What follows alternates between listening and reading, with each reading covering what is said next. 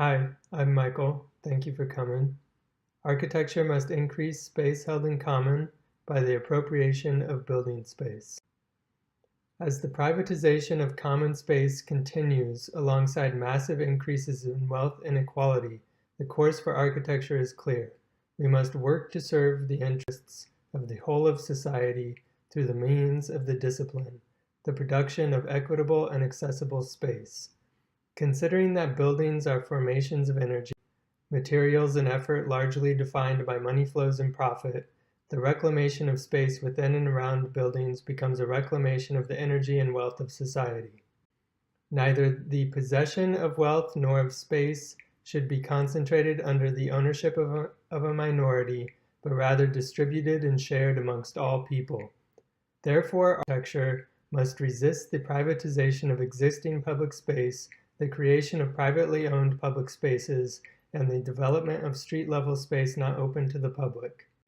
But even more fundamental to the discipline, architecture must appropriate building space in order to add it to the commons.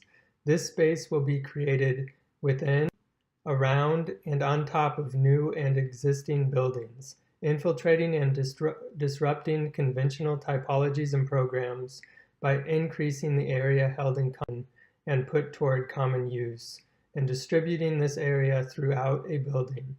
Existing space will also be appropriated from unused and underutilized land and privately owned public spaces.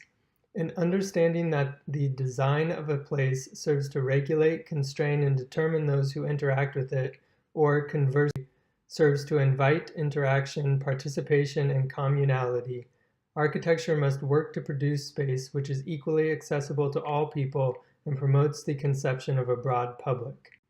Holding these core principles, a group of socialist accelerationist architects are at work in a lab in an office tower in downtown Los Angeles.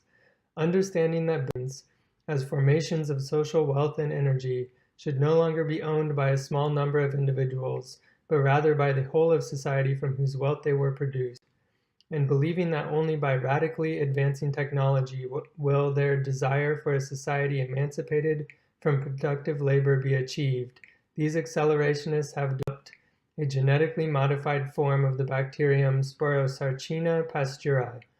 Known for its ability to precipitate calcite and solidify sand in the process of biological cementation, the accelerationists have engineered this bacterium to metastasize, infiltrating office towers and appropriating private space for the commons.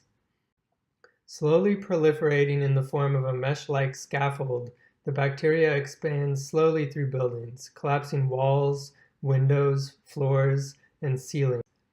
The disintegrated concrete, glass, and gypsum cohere to the scaffold, forming a network of shells that unfold in crystalline formations, enclosing and creating new space.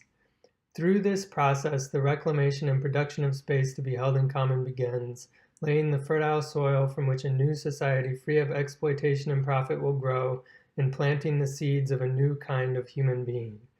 Thank you for your time.